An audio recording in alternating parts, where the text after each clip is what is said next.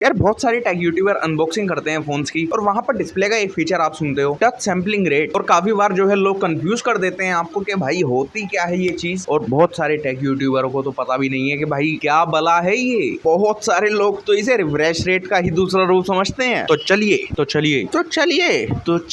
दोस्तों, आज जानते हैं यही टच सैंपलिंग रेट क्या होता है। क्या ये रिफ्रेश रेट ही होता है या उससे अलग होता है? तो क्या होता है? वही होता है जो मंजूर खुदा होता है। अब टॉपिक पे आ जाता हूँ। देखो सिंपल में समझाऊं तो टच सैंपलिंग रेट को TSR भी बोला जाता है। और ये होता क्या है देखो, आप समझते हैं। किसी भी फोन की जो डिस्प्ले होती है वो डिस्प्ले एक सेकंड में कितनी बार टच डिटेक्ट कर रही है, ये होता है टच सैंपलिंग रेट। मतलब आप अगर अपनी डिस्प्ले को एक सेकंड में 10 बार टच कर रहे हो तो क्या फोन की डिस्प्ले 10 बार टच डिटेक्ट कर रही है? यही होता है टच सैंपलिंग रेट। और टच सैंपलिंग रेट की जो यूनिट होती है जिसमें ये मापा जाता है वो है हर्ट्ज। मतलब ऐसा समझ लो, अगर आपके फोन में 120 हर्ट्ज का टच सैंपलिंग रेट है तो आपके फोन का डिस्प्ले जो है वो एक सेकंड में 120 बार चेक करेगा कि भाई आपने टच किया है। और मुझे जितना पता है आपने अभी तक नीचे लाइक बटन को टच नहीं किया है। जल्दी जाओ नीचे लाइक बटन को टच करो, सब्सक्राइब बटन होगा उसके पास में उसे टच करो, नोटिफिकेशन को ऑल पे रखो। मतलब मैं आपका देखो इतना ध्यान रख रहा हूँ। देखो कहाँ से टॉपिक ला रहा हूँ, टच सैंपलिंग रेट। आगे बहुत सारे टॉपिक आने वाले हैं, PWM टिमिंग वगैरह वगैरह। और आपसे एक लाइक बटन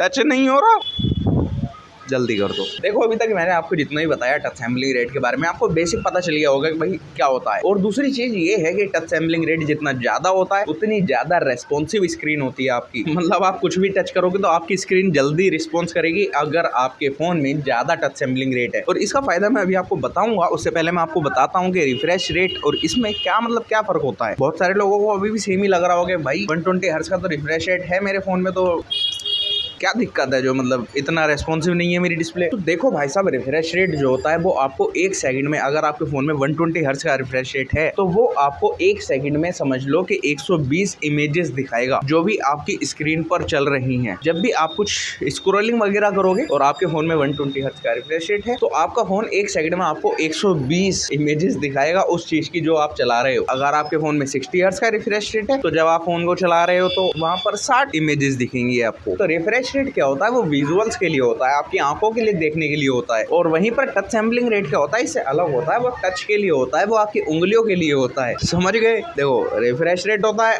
आंखों के लिए, टच सैंपलिंग रेट होता है उंगली करने के लिए। अभी तक उंगली करी नहीं है, कर दो लाइक चुपचाप नीचे। अब देखो नॉर्मली जो टच सैंपलिंग रेट होता है फोन में वो 120 हर्ट्ज के आसपास ही होता है या 60 हर्ट्ज के आसपास होता है, जो कि एक नॉर्मल इंसान के लिए बहुत है। लेकिन अगर आप हो एक गेमर, आपको चाहिए भाई मुझे तो गेमिंग करनी है, आपको तगड़ी वाली गेमिंग करनी है प्रो लेवल की, तो वहां पर जितना ज्यादा टच सैंपलिंग रेट हो उतना ज्यादा बेटर होता है किसी भी प्रो गेमर के लिए। और आप जो भी ये गेमिंग फोन्स देखते हो जो कि आईक्यू की तरफ से आते हैं या रियलमी की तरफ से आते हैं या फिर पोको वगैरह की तरफ से आते हैं, उनमें जो टच सैंपलिंग रेट देती हैं ये कंपनीज, वो भी या तो 720 हर्ट्ज का होता है, 1000 हर्ट्ज के आसपास का होता है, ताकि आप अच्छे से गेमिंग कर पाओ, आप जल्दी बंदे मार पाओ। मतलब देखो क्या होगा ना, जैसे कि अगर आपके फोन में 720 हर्ट्ज का टच सैंपलिंग रेट है तो आप जब क्लिक करोगे तो टाइमिंग जो है वो बहुत कम हो जाती है। जैसे कि मान लो आप BGMI खेल रहे हो तो आपने जैसे ही फायर बटन पे क्लिक किया तो जैसे ही आपने गोली मारी तो कितनी जल्दी सामने वाले बंदे को जाकर गोली लग रही है, ये डिपेंड करता है टच सैंपलिंग रेट पे। मतलब जितना ज्यादा टच सैंपलिंग रेट होगा, आपने अगर जल्दी क्लिक कर दिया तो उतनी ही जल्दी सामने वाले बंदे को गोली लग जाएगी। तो मैं आपको एक प्रॉपर चार्ट दिखाता हूँ कि भाई कितना टाइम लगता है किसी भी डिस्प्ले को डिटेक्ट करने में, टच के कितनी बार टच किया है। देखो 60 हर्ट्ज टच सैंपलिंग रेट वाली जो डिस्प्ले होती है वो हर 16.6 मिली सेकंड में चेक करती है कि डिस्प्ले पर टच हुआ है। वहीं पर 240 हर्ट्ज टच सैंपलिंग रेट वाली जो डिस्प्ले होती है वो 4.16 मिली सेकंड में चेक करती है कि भाई